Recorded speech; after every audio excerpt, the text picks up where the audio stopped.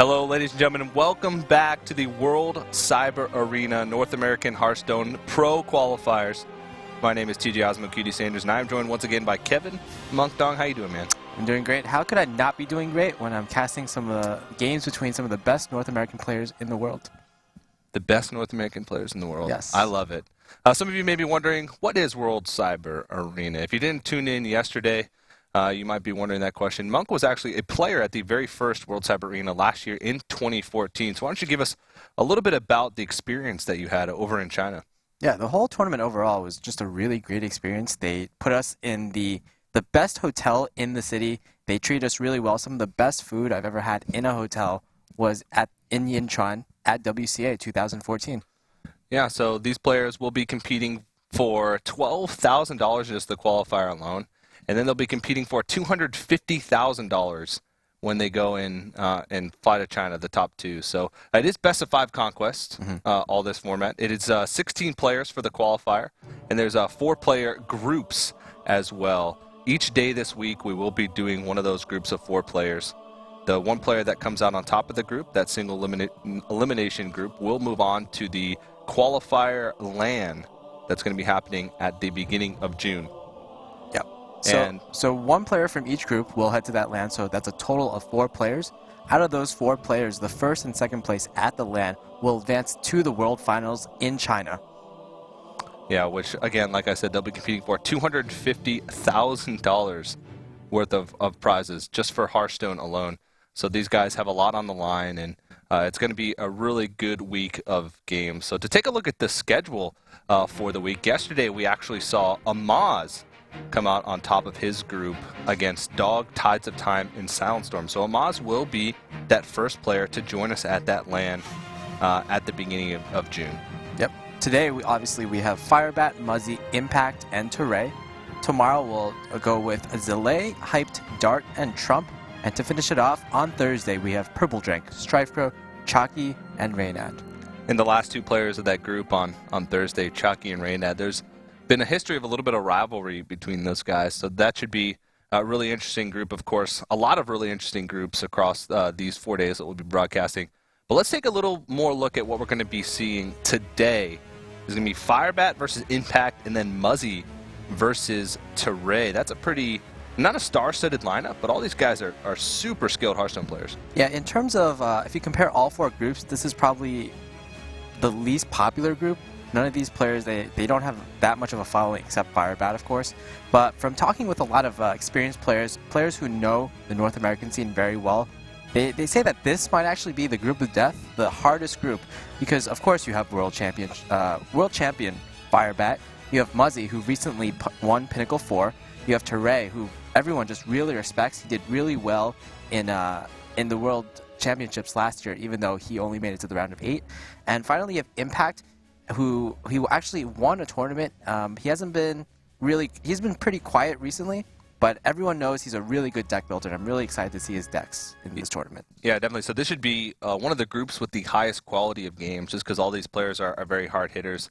Teray in specific has been really quiet lately, but he's one of the players that I'm looking at the most to perform, because a lot of people didn't really know who he was, even before he had the run at the North American qualifiers and then making it to the round of 8. And he really made a name for himself there, but he's sort of dropped off the radar. So it should be a pretty good day of games. So make sure you guys are tweeting about the action here, and of course the action across all the World Cyber Arena games. Make sure you use the hashtag WCA2015 and follow the Twitter WCA_America. We'll be updating you with brackets, schedules, not only for Hearthstone, but across Crossfire, Dota 2, as well as Heroes of the Storm, which all those games will be coming up over the coming weeks. So tweet up a storm. We'll be responding to those throughout the day, and it should be great. But we can probably start talking about the very first matchup of the day, which I believe is going to be Firebat versus Impact? Yes, Firebat versus Impact. What is there to be said about Firebat that hasn't been said already? He's a very well-respected player. He recently, over the weekend, he won the second Gfinity tournament. In fact, it was he defended his championship. He won the first Gfinity tournament last month, and he's done it 2 months in a row, and he's looking to repeat that performance next month by going 3 tournaments in a row, 3 Gfinities in a row. Yeah, yeah. I think I saw a piece of trivia on Twitter. He's the only player to win 2 major lands. Well, Colento as well, Okay, Kalento as but well he's the only player to win 2 major lands repeating in a row. in a row. So Gfinity 1, Gfinity 2. Yeah. I mean, I guess there hasn't been that many repeating lands like that, but that's still an impressive feat, especially in a game like Hearthstone, which has a little bit of variability, especially with the winners. To be consistent in a game like this proves that you have a lot of skill. So really looking forward to that. It could be a little bit rough for him though, because he has been traveling lately. He did just come back from Gfinity. Do you think the fatigue might play a part in any of this? Yeah, especially he's been in a lot of tournaments recently. Pretty much everyone wants the world championship in their world champion in their tournament. So he's being invited to everything. And I definitely want when his webcam is shown on stream throughout the various tournaments, he definitely looks very tired and very exhausted. He not only has he had to play in tournaments, but he's also had to cast recently in the Pinnacle 4. He's had to do some podcasts like the Suit podcast that Archon put on recently. Yeah, I remember. Yeah, so we'll have to see. But this is going to be, I mean, this is no small tournament. It's going to take place over a long time. Of course, we said the qualifiers alone, the top 4 players from this week will go to that land to compete for $12,000 in June. But then the top 2 players from that land actually go to China in December to compete for $250,000. And the first prize actually for that tournament is roughly $112,000, which would be more than the BlizzCon World Championship. Yeah. So I'm sure these guys are going to be putting their all into this because there is a lot on the line. There's some big cash to be won from this. And as you said earlier, that experience in China was pretty good. It was pretty good. Yeah, definitely. You pretty much get treated like kind of like royalty. Pretty much no expenses are spared, and the scene is actually just really nice. There's so many people there. You get to really experience what a Chinese crowd is like. You know, in America, perhaps esports aren't really as well accepted, but in China, where like League and Dota, every esport, Warcraft 3 even, they're so big, and everyone is just a fan of the games. In fact, I know, like, for example, in the American scene, some perhaps older people, like people's mothers or fathers, they're not really into these games. But at WCA, I saw a lot of people who could be like my parents, and they were just big fans of Hearthstone, of Dota, of League, and even of Crossfire. They're the card-slinging rock stars of the Far East. That's pretty cool. That's pretty cool stuff. And to talk a little bit about Impact as well. Impact was a player that sort of made a name for himself through the open qualifiers of a lot of tournaments. Remember back to like a year ago in the ESL King of the Hill series, he was one of the players. He was the most winningest player. He won like 5 weeks in a row and like 6 weeks total. And he hasn't really made a big name for himself in larger scale tournaments. But he has practice partners like Luffy, and they always compete in pretty much any open tournament they can get their hands on. Yeah. We can actually see their decks on the screen here. It's going to be Hunter versus Mage first off, and of course you can see Impact running Hunter Rogue Mage and Hunter Rogue Mage as well for Firebat, so the exact same class lineups. Yes, I believe that is correct. I'm just double checking, and yeah, that is going to be correct. And Impact, it's interesting to note that he's actually, it says he's on Team Never Lucky. Officially, I believe he was on Team iHeartU, and even though a lot of the iHeartU players left the organization, such as D2, such as Faramir and Powder, I believe Impact never officially left. At least there was never a statement. Yeah. So I guess he left quietly, and now he's on his own self-proclaimed team, Never Lucky. Yeah, Never Lucky. Luffy is actually on that team as well, and they said Just Saying was going to be on Never Lucky also. It's basically just a name that they dubbed themselves. They're sort of practice partners, and they're just going to try and make their own way. Yeah. So even though Impact, he hasn't been really on the tournament scene lately. He hasn't been lucky with qualifying into tournaments. His impact onto the scene can still be felt. Wow. Yeah. So for example, Ignite. Ignite is a player who recently qualified for Seed Story Cup. He did very well there. Unfortunately, he kind of made a few misplays when it counted, but his decks were actually really inspired by Impact and really inspired by that practice group like Luffy. Yep. We're going to the first game right now. It's going to be Hunter versus Mage with a Flare teched in for Impact. Wow. That is actually a really good tech card right now because mirror matchups are super popular, as well as Freeze Mage, which is exactly what we're going to see here from Firebat. And that can make a huge difference in this matchup because being able to push through an ice block, or even if he has 2 secrets up, then it is just really devastating for the Freeze Mage player. Yeah, exactly. Really good tech choices by Impact.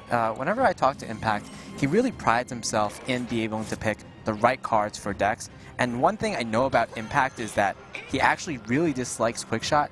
He was telling me about, oh, I'm just going to win every Hunter game and every Hunter mirror because Quickshot is a bad card. I don't know why people are playing it. It's just a 3-mana arcane shot. I guess so. And I can definitely see the logic there. Yeah.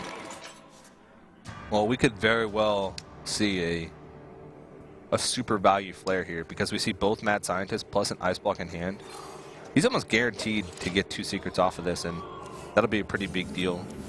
Yeah, Firebat is quoted as saying in this matchup, Freeze Mage versus Face Hunter, that if the Freeze Mage ever gets 2 ice barriers up, then he pretty much always wins. He never loses when that happens.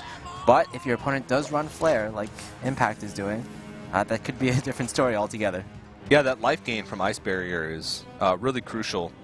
A lot of times if you can get to the late game and you can get the Hunter to a point in the game where they're just like top decking for damage, especially if you block that damage earlier, like you said, with the Ice Barrier, you can get to a point where you can like play a defensive Alexstrasza, bring yourself back up to 15, and basically put the Hunter out of reach. Of course, the first Ice Barrier is going to be popped, but there will definitely be a second Ice Barrier coming up from that second Mad Scientist, possibly. There's a very good chance, at least a 50% chance, because the first Ice Block is already in Firebat's hand. So do you think if he knows that second Ice...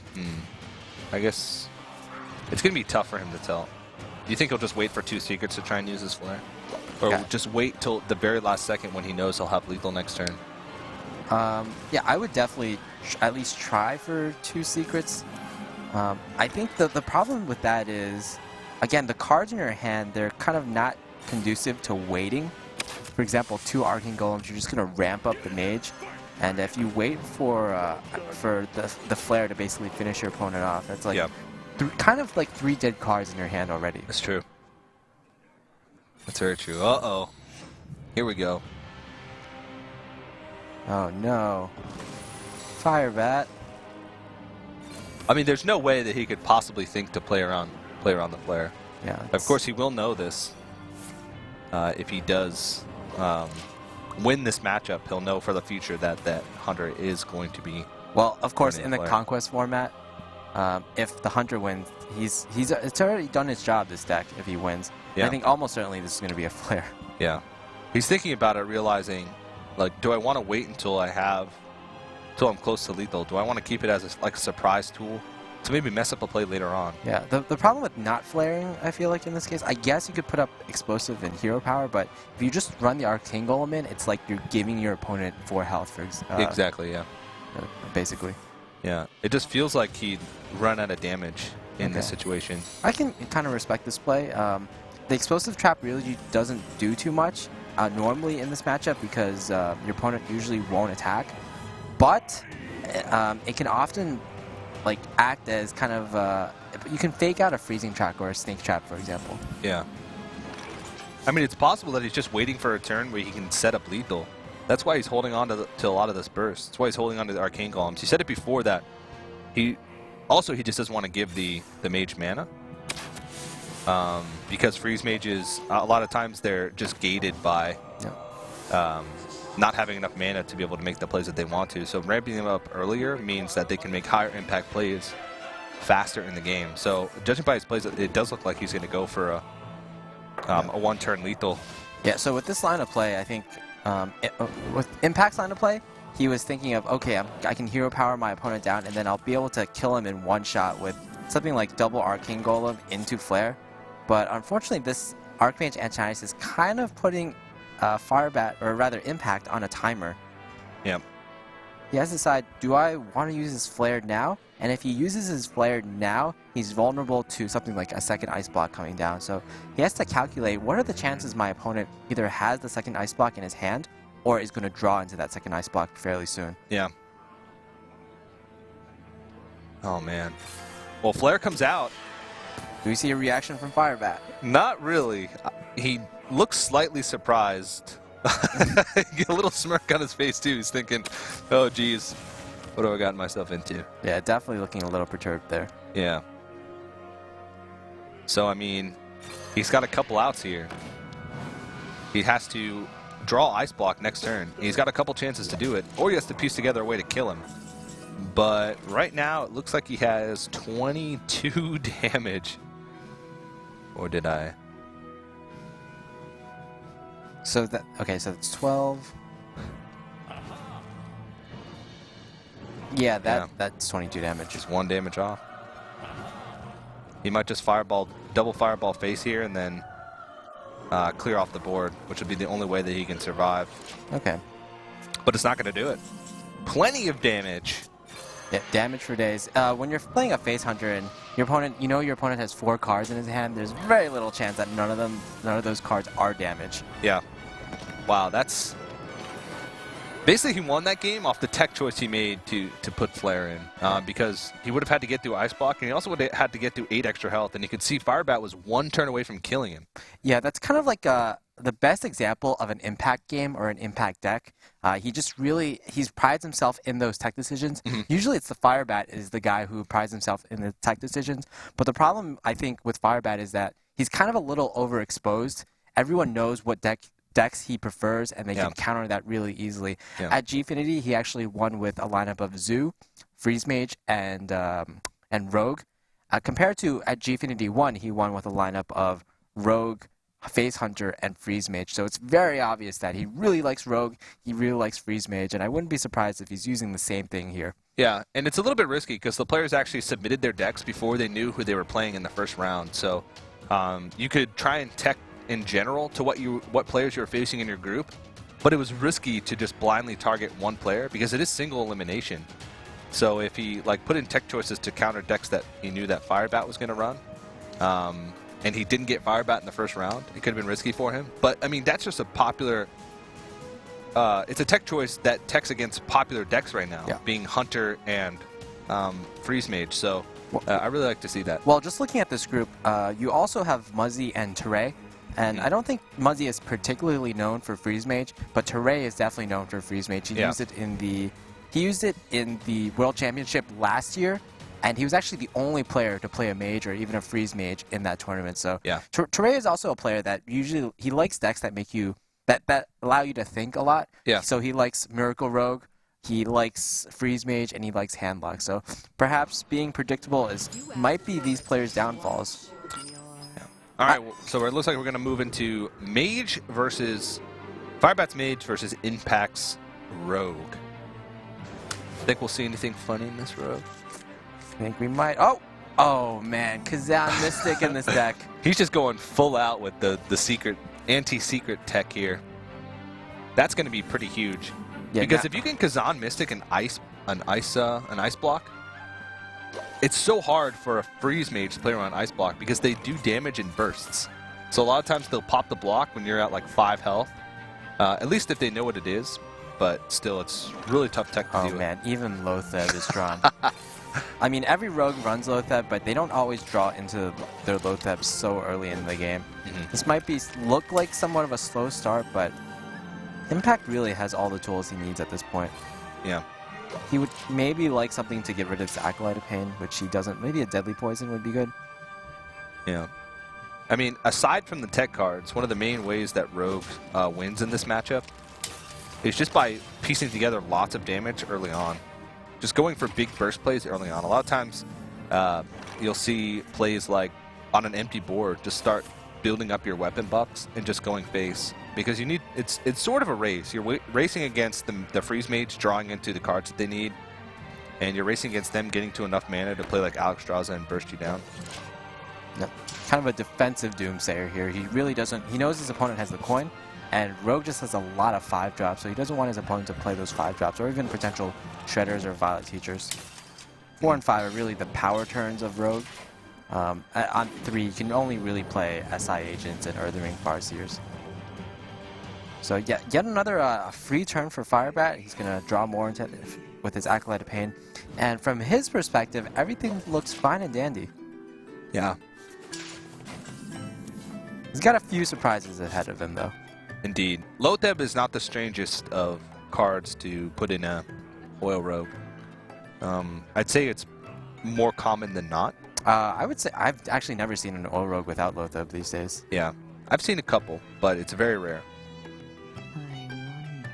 Kazan Mystic, though, I don't think I've ever seen an Oil Rogue outside of a tournament setting play a Kazan Mystic. Oh yeah, but I have seen a lot in that tournament setting, and wow, is this going to be an eviscerate to the face? Yeah. Wow. I like this. Really aggressive from Impact, and I think he's only doing this because he has both the Lotheb and the Kazan Mystic in his hand. So that's going to be basically 2 turns that are locked out for Firebat. Yeah. Well, I talked about it earlier. One of the ways you win as a rogue is just to try and burst as quick as possible. And making use of the spell power while you can. I mean, this is like the best you're ever going to get for an Eviscerate. Like, what targets besides a Doomsayer are you ever going to use Eviscerate for? And if you're using it on a Doomsayer defensively like that, a lot of times you're in a position, not so great position as it is. So, Eviscerate is most likely going to go to face as it is in this matchup, so you might as well just use it while you have the spell power available. That's right. Oh man, Tinker Sharpsword Roll, that's another good draw. So, right now, Impact, he could combo in a way so that he can even buff up his Drake and have a really full-powered weapon. Yeah. Basically, all the tools he needs are in his hand right now. The oil, the preparation, Lotheb, and Kazan being the most important cards. Yeah. He can actually clear off the Doomsayer here as well. He can re-dagger up, prep Tinkers. I think if you consider the Tinker's play, he wouldn't have made that play of just attacking into face. Yeah. So I think this might just be a sap on the Doomsayer. I mean, there aren't really too many big sap targets in Freeze Mage. Pretty much only Alexstrasza is the really big threat, right? Yeah, and sometimes you don't even want to sap Alexstrasza because it makes it so you sort of have to set up burst from 15. Yeah, the only problem with this play is it makes you vulnerable to a freeze plus the Doomsayer. And currently, we see that Impact, he doesn't have too many good ways of dealing with something like that. Yeah. Ooh. That's rough. Yep, and even a Mad Scientist can be fit in here, guaranteeing Firebat yet another secret. Yeah. I would have liked seeing him play the... Actually, he could still clear. Again, with the Tinker's play and Backstab plus Blade Flurry. Yeah, it's a lot of resources, though. Although we have seen Impact's proclivity to just putting out the damage as much as possible. And if you do that play, you... oh, yeah, you actually can attack face there, so... Yeah. If you're doing this play, you're not really wasting any damage to face. All the damage that can go to face will still go to face. The only risk is that you're not getting immediate value out of the oil target onto your creature. Yeah, exactly. So the risk is if there's a Flame Strike next turn or a Blizzard next turn, then you're essentially wasted whatever attack. Oh, but this protects it, so this way he is going to have to attack into the Doomsayer, but this oh man. Oh, I really like that, actually. So actually, there's not many ways to clear now, except, like, the problem is that second Frost Nova. It's really key for Firebat. If he didn't have it, the game would pretty much be over at this point. Yeah, also, the oil went onto his Drake, and since he didn't clear off the Mad Scientist, he can just trade ping next turn, and it's dead. Like, he doesn't even need to draw into AoE. The oil damage is essentially wasted on the creature by opting to play the Lotheb instead. But, I mean, either way, he was playing into risks. This way, he's playing into the risk of just having his board cleared the following turn. In the other play, he's risk having his board cleared that turn and not even having a Lotheb on the board. Yeah. Unfortunately, I think it kind of comes back to that turn where he decided to sap the Doomsayer. And it's kind of, I feel like it's kind of hurting him right now. Biting him in the ass. Because if he hadn't sapped it, there would be no potential for like these kind of Doomsayer clears, and he would have been able to spend his resources in other means. For example, even sapping a Mad Scientist, that would guarantee his opponent had to wait one more turn, an additional turn for a secret to come up. Yeah. So again, he's just going to start piling on the weapon buffs. He's going to try and set up a lethal on the same turn that he can use Kazan Mystic to steal away the secret.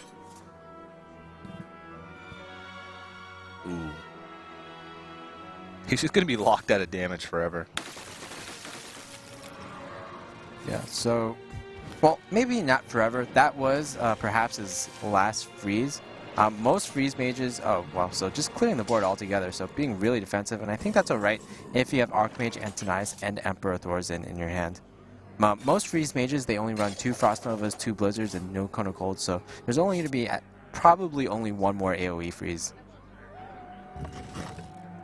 Shadow Step. So yeah, that's a tech card here. So if we see Shadow Step, there's probably going to be like maybe Leroy Jenkins shenanigans. And right now, oh, you know what? Shadow Step is actually going to be really good against Freeze Mage because there's the potential of 2 secrets to be stolen with the Kazan Mystic Battlecry. Yeah, that's definitely true. You expect 1 Kazan Mystic, but do you ever expect the Shadow Step 2nd Kazan Mystic? Pretty crazy. But I mean, impact is he's running out of cards. Azure Drake is a fantastic top deck just because he needs to start drawing into a little bit more of his deck. Yeah, he'll actually be able to clear the board now. Yeah. Just Blade Fury, Dagger up, and attack again. And there's 2 secrets.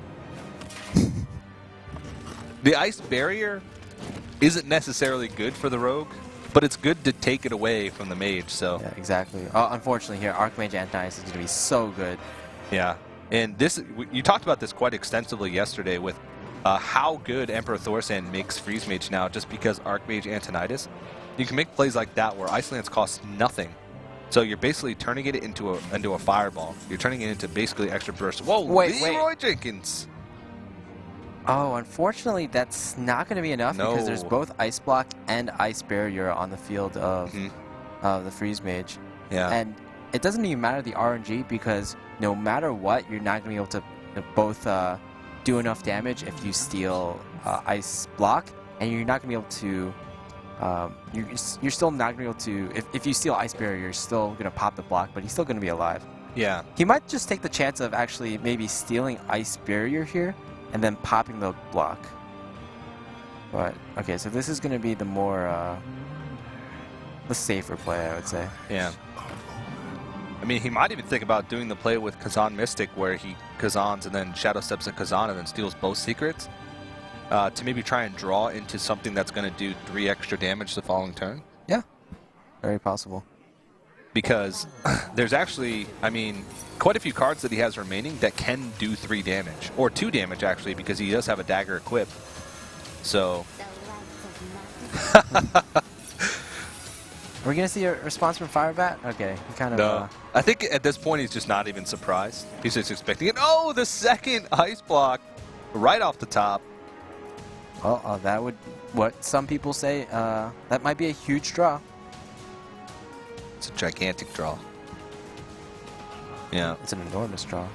And yeah, he's able to use up all his mana now with a Fireball to one of the creatures, Ice Block, and then just clear off the other creature. And again, Firebat's going to be looking in pretty good shape at this point. Yeah, for sure.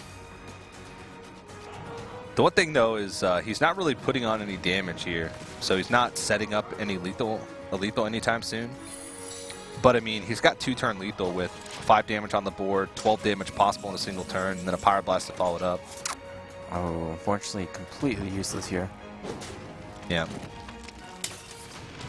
So, yeah, I think Impact's going to pretty much need a runner here. Yeah. Is he going to be able to have to pop the block? And not only that, he's going to have to be able to pop a he has lethal the following turn. But I think it's not actually even possible just because the amount of damage. You have to keep in mind, though, that Impact has a Ice Block from his side of the board as well. Yeah, he also has Ice Barrier, so actually he can attack with that 5 damage that he has facing from the board, or else he'll just heal him for an extra 3 health. Oh, that's a good one. Yeah. Can pop the block here, and he can actually put him at 1 health when he pops it. So that means he's almost guaranteed next turn. I don't think there's any more outs for Firebat. He's been through both Ice Barriers. We saw an Ice Barrier earlier. One was stolen. He's been through both Ice Blocks since one of his Ice Blocks is actually sitting on Impact right now. Yeah, what Firebat can do though is draw into Frostbolt. Frostbolt That base? is true. That is true.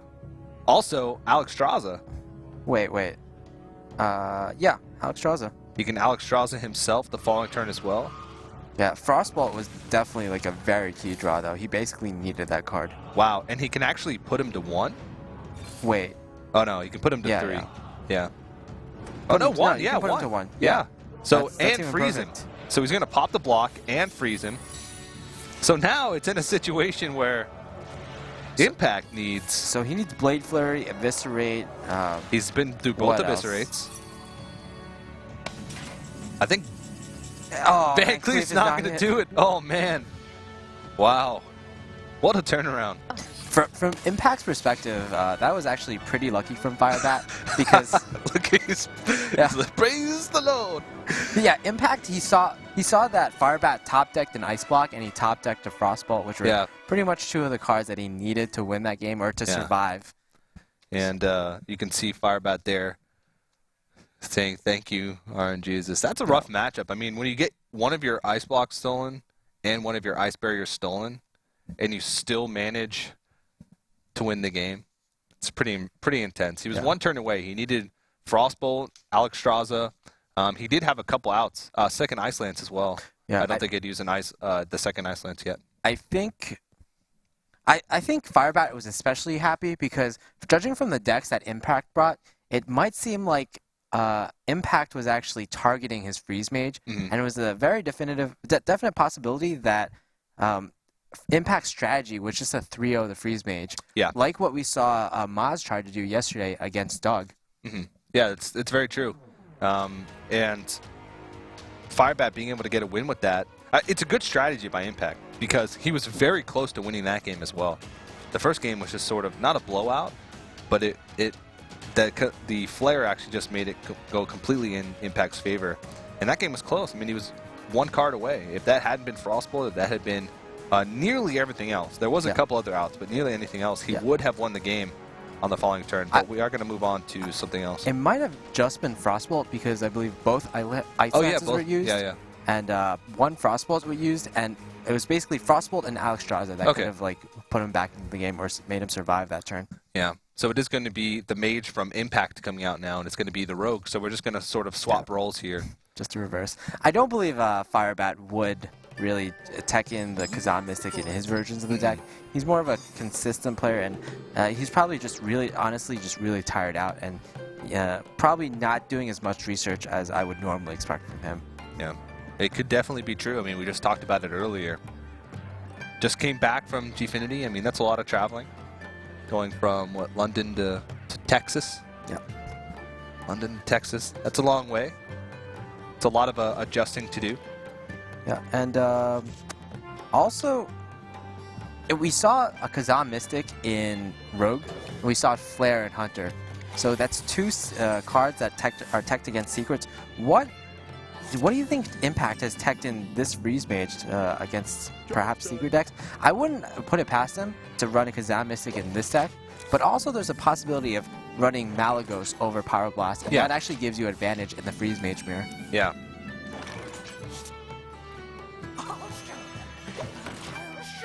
The Malagos version is very dependent on drawing Emperor Thorsan before you draw into Malagos and, more importantly, like Ice Lances and Frostbolts. To be honest, Malagos was really bad in Freeze Mage, but with the addition of Emperor, it's very possible that if you reduce the mana cost of Malagos and maybe a Ice Lance or a Frostbolt, you can just OTK your opponent. Yeah, your Malagos had to have lived for a whole turn in order for you to make burst combinations, because there just wasn't a way for you to do it unless you, like, I don't know, kept coin. But it's now with the Emperor Thorsan, it just opens up so many possibilities. Like you mentioned, you can Malagos if it's 8 mana, and then double Frostbolt, double Ice Lance. That's like the dream combination, and that ends up being over 30 damage. That's what Ancestral's Call Shaman wishes it could be. Yeah, and we actually saw a successful Phrase, who was the player at the beginning of the year, ran an Ancestral's Call Shaman in a tournament. In ESL Legendary Series. In ESL Legendary Series, yeah. And he won a game, and he beat Reynad with it. That was the infamous 360 windmill slam to the face. Just a bit of more card drawing from Impact. And yeah, it looks like Firebat will go on the aggressive really early. Yep. Just like what Impact tried to do in the previous game, and it really worked out for him. So I guess these experienced players, they know that you have to just go for face early, just put in the damage early, hope your opponent doesn't have a good answer. And actually, Impact doesn't have the greatest answer now. He has Frost Nova. Oh, well, There we never go. mind. Never mind. Yeah. Of course. You basically have to just do as much damage as you can while you can. Because you're never going to be guaranteed to do damage. Your face is going to be frozen. Your creatures are going to be frozen. You won't have spells that can do damage from hand. And so you need to be able to utilize the damage from your creatures as quick as possible in this matchup. So plays like that where on an empty board, turn 4, just prepping out an oil and doing that extra 6 damage, doing the extra 10 damage with the dagger hit as well, is actually a good play. Yeah, this, you know, Rogue versus Freeze Mage, in a way, it actually reminds me of Rogue versus Warrior, where you do have to rely on that creature damage just to fit in these extra attacks. Because, yeah, like Control Warrior, Freeze Mage does have, it does have ways to get additional armor. It has ways to get above 30 health. In fact, in total, it can get 46 health? Yeah, 46 health. Did you just compare something to Control Warrior before I did? I can't believe it. I'm rubbing off, or you're rubbing off on me. I'm impressed. Oh. I'm impressed and flattered. Everything is like Control Warrior, right? Impressed and flattered and slightly turned on all at the same time. I mean, life is like Control Warrior. Exactly. Like- Exactly. That's what I've been trying to tell everybody for years. Yeah. I mean, like, you have these problems early on that you have to solve with your answers, and then, but Yeah. if you stick it out to the end, it can be legendary. Yeah, exactly. You just get me, Monk. Yes. I so much appreciate that.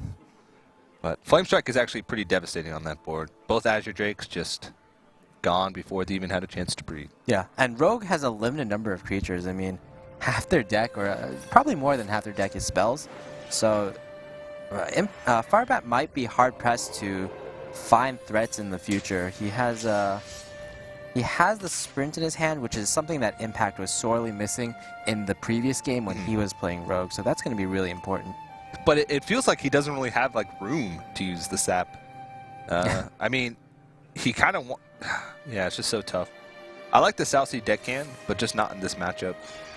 Yeah, a lot of players have been cutting that South Sea Deckhand in favor of some more consistent threats, Yeah. like perhaps like a Sludge Belcher or even Dr. Boom. But this list from Firebat, if it's the same list from Gfinity, it's a list that he got from Dog. Yeah. And it includes just like the standard double oil South Sea Deckhand, kind of old school, but it also includes an anti-kill bot, which you would think that it'd be good in this matchup, but it's actually not the best because typically if you have to heal, you're probably losing anyway. Yeah. Here's a key card, Lotheb. You basically have to kill them before they expect you to kill them as a rogue. Yeah. You have to make big turns. If you're not doing like 15 to 20 damage on a single turn, usually you're not going to win against a Freeze Mage. Yeah, Impact's trying to lock Firebat out of a good turn this turn, but fortunately for him, he does have the strength, so he's able to utilize all his mana. Yeah. And yeah, even more key cards being drawn from Firebat, Preparation, and Blade Flurry Art especially. Yeah, he's got to throw out a backstep here because he is at 10 cards, but this is the ideal turn to use the sprint because he can't play any creatures because of the Doomsayer. He doesn't want to put any more resources in. And I guess in a weird, sort of inconsequential way, he's denying a draw too. Because the Acolyte of Pain just gets killed in a blaze. Yep, Archmage comes right down for Impact once again. And ooh, that was a big haha. He has a lot of damage here, but he can't attack. So, okay, he's just going to utilize the sap. And this is one of the reasons, South Sea Deckhand, I mean, it's just used as extra burst, because it's almost certainly just going to get pinged off the following turn, especially against Mage. And that's about all he can do. I mean, he can play Archmage Antonice again, and then ping. I think at this point you Frost Nova and ping. probably want a Frost Nova here. Yeah. That being said, Actually, Frost Nova it's only and throwing 5 out. damage that you're missing. Yeah. Throwing out. Okay. He's gonna prep it up for the Flame Strike. I was thinking maybe play Blood Mage Thalnos just to get that little bit of extra cycle to try and draw into a little bit deep in your deck, maybe to Alexstrasza, but you might even have enough damage to kill him without that.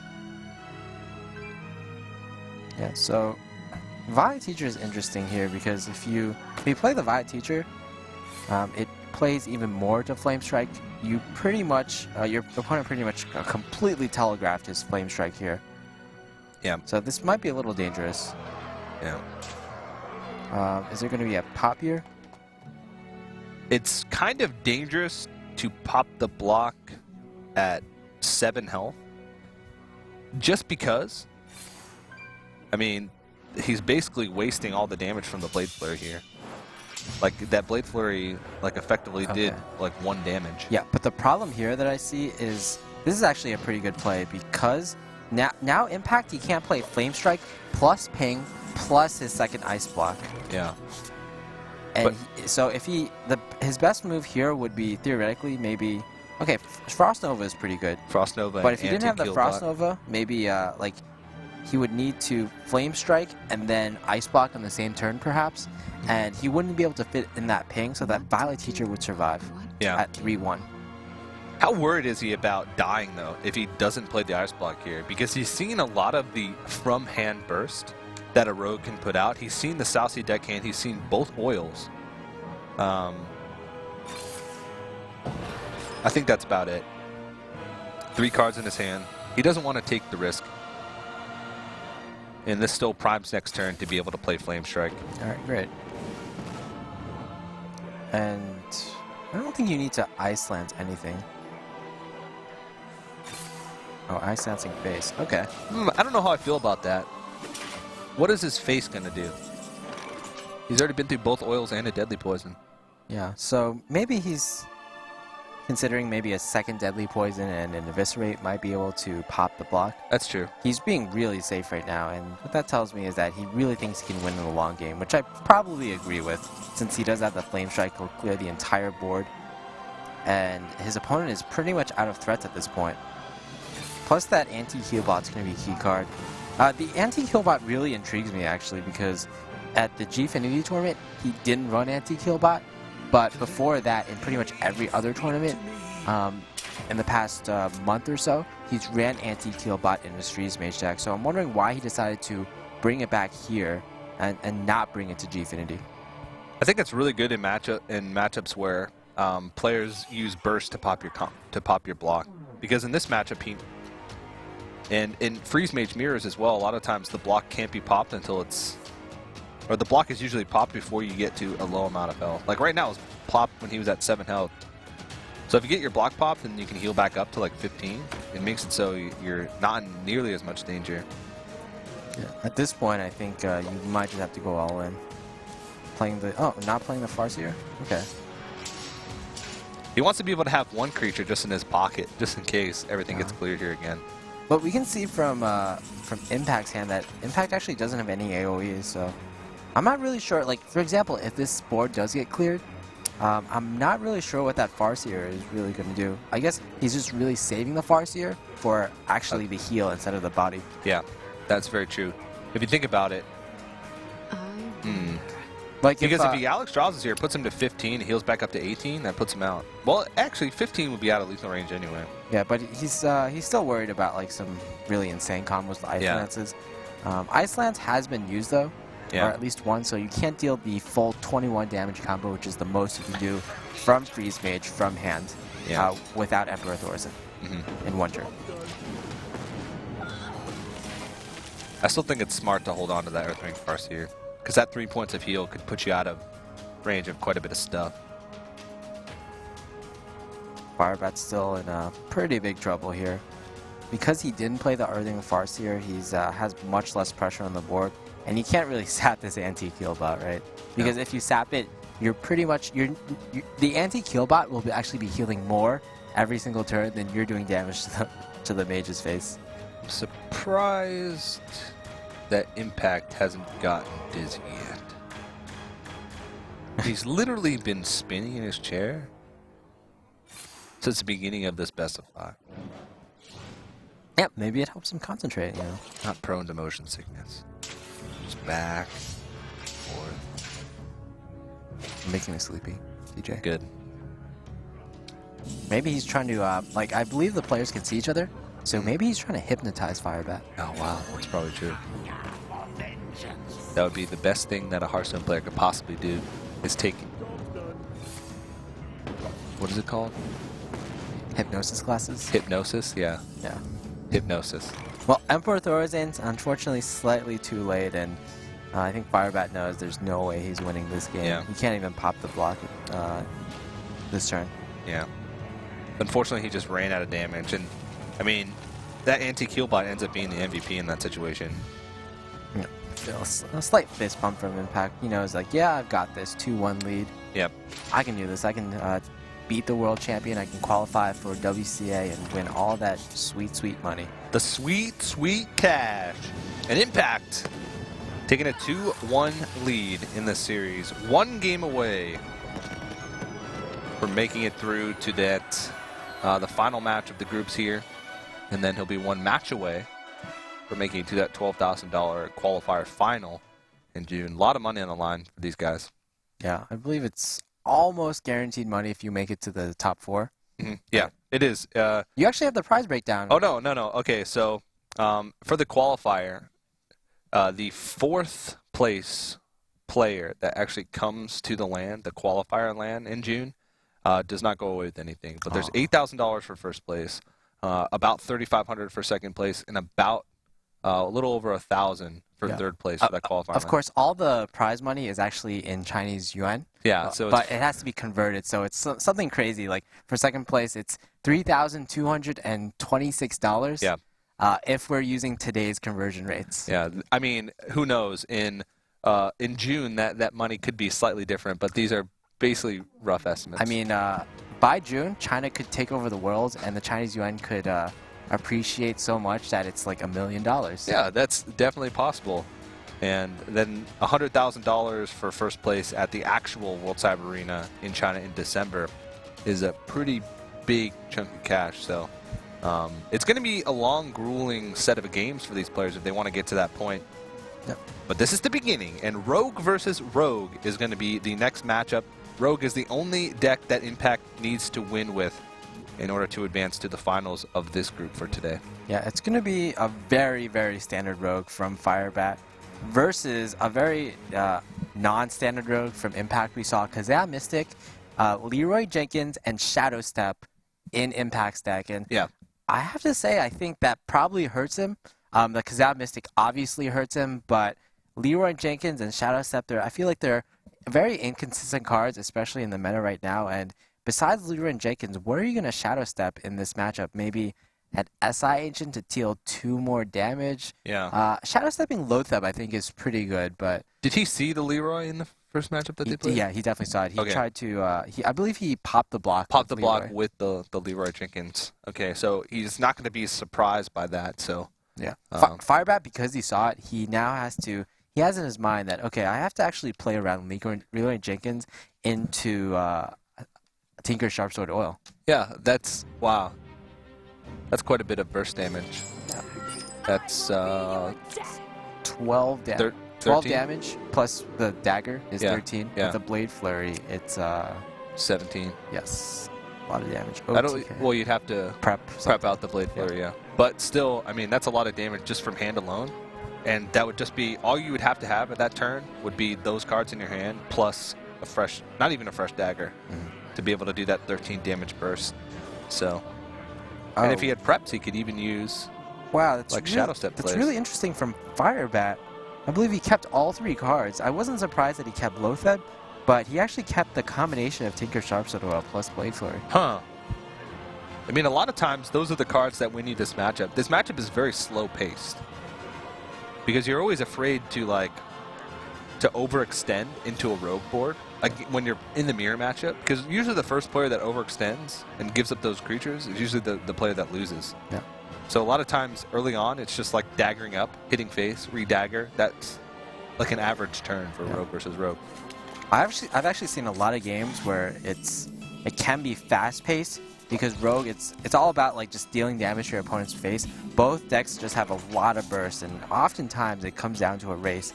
And with the mulligan that Firebat did, keeping the Tinker Sharpsword Oil and Blade Flurry, I guess he's thinking that, okay, I can kind of try to race because I've already a lot of burst and Void Clear in my hand. Plus I can follow that up perhaps with a Lotheb. Lotheb certainly probably the most important card in the matchup. Not only does it lock out a lot of spells, but it also is really good against Violet Teacher. Pretty much the best card in the game against Violet Teacher. Yeah. Which you can play on turn 5 in response to your opponent's turn 4 play. Blocks out spells and trades really nicely with it. The best case scenario, if your opponent plays Lotheb into your Violet Teacher, is to backstab it and then throw your Violet Teacher in, and then that's your whole turn. Yeah. And you're left with a 1/1. Yeah, a 2 for 1, and plus like your opponent loses like 5 mana of tempo. Exactly. So yeah, we're gonna see the exact situation where what we're talking about. Actually, perhaps the best response to Lotheb is actually just playing your own Lotheb. Yeah, that's true. That's also true. Because then you can't deal with their Lotheb without trading in your Lotheb. But, I mean, Violet Teacher on the board, you could maybe hope for a 2 for 1 at best. Yeah, seems like Lotheb. His only other option would be to Shadow Step his Violet Teacher to save it. The damsel in distress. Yep. But that's just not a good play. Don't listen. Both hands are actually looking pretty good at this point. I probably prefer Impact slightly more because it does look like he has slightly more tools at his disposal. Especially with both, especially with Blade Flurry in his hand as well. He's able to just unleash that dagger up. Oh, Violet Teachers, that's going to be a pretty good draw if it were not for the Blade Flurry in Firebat's hand. I haven't been able to spot, he doesn't have a golden coin, and I haven't been able to spot which of his cards actually isn't golden. That's a good point. Perhaps it's Kazan Mystic? No, I would think No, Kazan Kazan Mystic was golden. Okay. Come on, if you're going to go for a tech choice, you go all in on the tech choice. Alright, there we go. I think Impact's certainly going all in. He sees, he kind of seeds blood because of all the burst in his hand. One thing about Firebat is what he does better than a lot of players is he makes a plan based on his opening hand and he executes that plan. And exactly what actually Impact is doing here. He looks at his hand and he's saying, okay, I have a lot of burst. I think I'm just going to go all in with the burst, see what I can do here.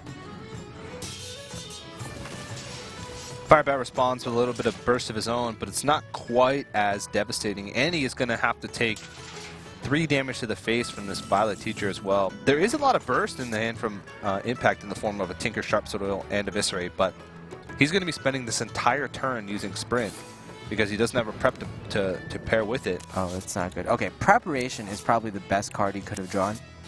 Oh, Backstab is going to be great too. So now this Violet Teacher can get cleared, but he doesn't opt for it. Yeah. I think part of the reason is he sees that his opponent is at 13 HP, and he decides, okay, I can actually use these resources, Smells blood. especially Preparation and Eviscerate, in order to just go for face. But this might be slightly punished because his opponent had that anti-kill bot. Yeah. And Firebat's going to just hope that his board does not get cleared here because he has a Sprint to follow it up as well. So there's some big plays that can be made here for Impact. No Blade Flurry. No real AoE either. Yeah, just a lot of cards and nothing really to go with it. That Shadow Step, we can see it's really hurting him at this point. Yep.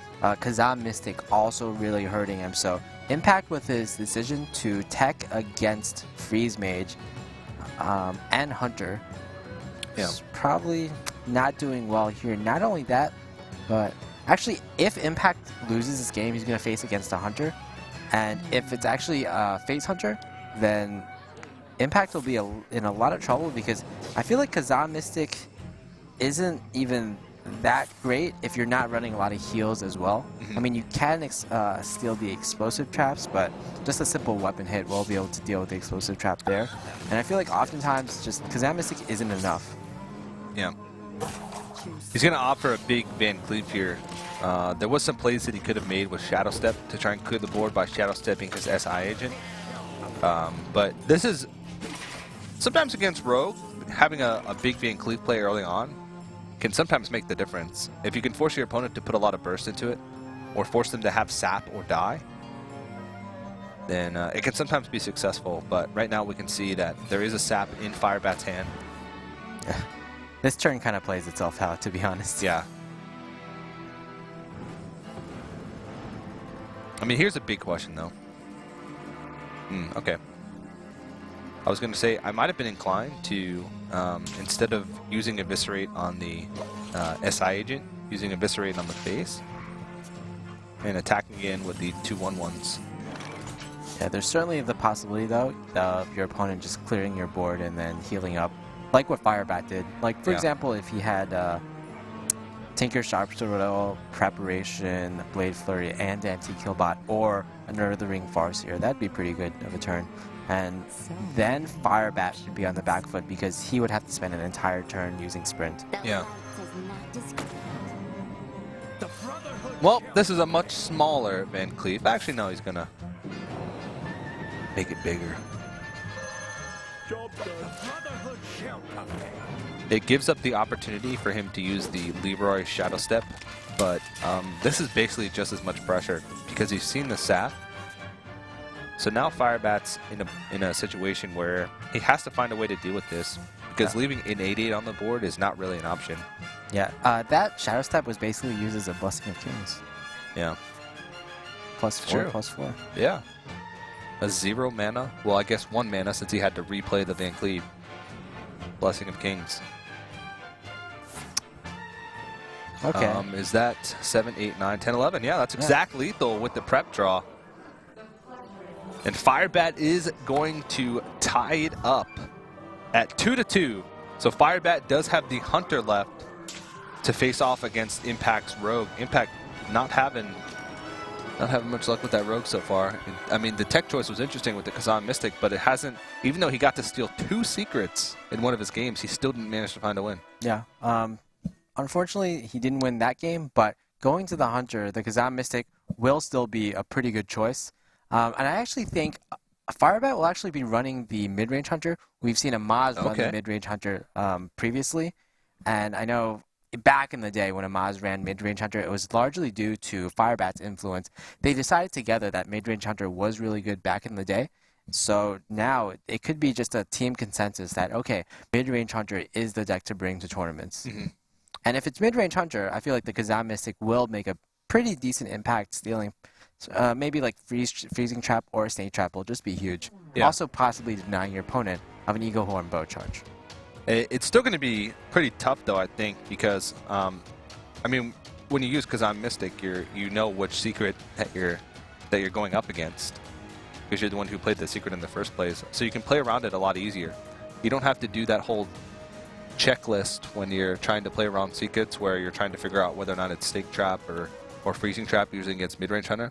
So a lot of times you can make it in a way where you can punish them for using 4 of their mana to play Kazan Mystic by playing around the trap, whatever you play. Like if it's Snake Trap, a lot of times mid-range Hunter can just play around it by going face. Oh, never mind. It's going to be Face Hunter. SM work. Or some weird variation of mid-range Hunter where he tries to fool his opponent by running quick shots. Yeah. And, well, actually, quick shots running both. That's true. And Arcane Golem. Well, in the Chinese scene, actually, the Chinese players actually play Leper Gnome in their mid-range Hunter, so that's certainly a possibility. But yeah, it's very clear at this point that this is going to be a Phase Hunter with all these 1-drops. So you see a Leper Gnome come out, you go, okay, it's Face Hunter. You start gearing up, like No. You see overreacting. You see a Leper Gnome come out, and you're like, okay, this is mid-range Hunter. Okay, so it's backwards. It's just backwards of the mentality from. I've also North seen America. Web Spinners in Phase Hunter in the Chinese scene. Wow. Well, you could get King Crush. That's true. I had not thought about that.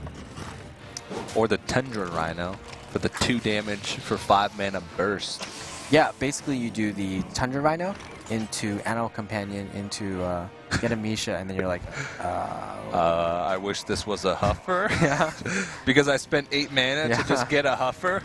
exactly. Huffer, best card confirmed. This guy's tough. No. Wonder what he's gonna do. So you've just seen. Okay, so you can just BC Sergeant fit in hero powers.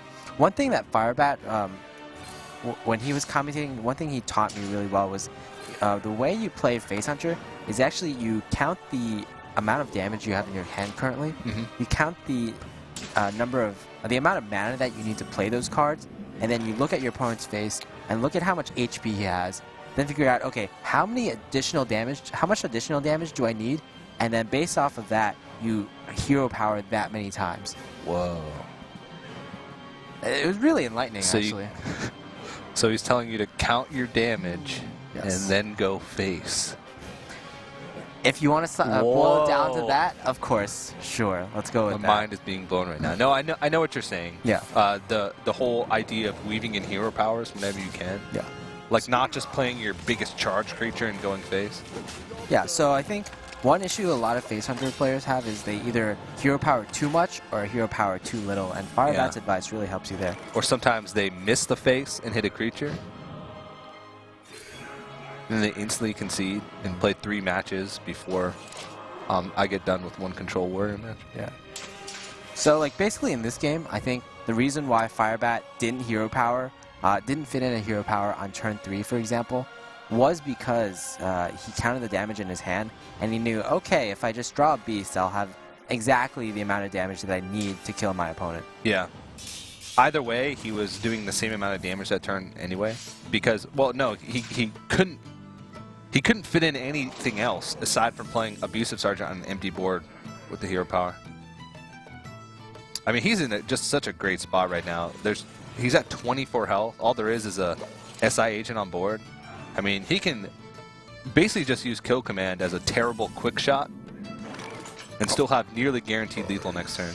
Well, Loatheb is going to be really nice. Okay. That means Impact will survive for at least 1 more turn, and then he might have the possibility of lethal with, I don't know, maybe a Preparation, Tinker, Sharpshooter. That's still not enough, Prep, unfortunately. Tinker. Would that be enough? Prep, Tinker would be 12 damage plus 8. He would have enough if he drew a Prep. Now he won't have enough. Yeah, if he did draw a Prep, he would have had enough. That was his only out, I think. Ooh, Leland Jenkins. That's Again- not going to be enough damage. Again, it's a tech card that didn't work out here in this situation. Wow. So yeah, what are the chances really that Face Hunter in the span of 3 cards, they don't draw any damage? Yeah. Oh, you gotta play the Eagle Horn Bow. Yeah, play that. Yeah, Firebat knows how it's done. He's an experienced tournament player. Quick shots himself. Okay. Impact throws up his hands. And he did just get Face Huntered. And that seems about... Excuse me. Seems about the average ladder game of Face Hunter versus Rogue right there. And Firebat's actually going to come out on top. He's going to take the series and move on to the finals of this the second group day. Yeah, it's kind of unfortunate for Impact. He doesn't really get too many chances to show himself. And yeah, like he made a lot of good tech choices, but sometimes they just didn't plan out. He was really targeting that Freeze Mage, I feel.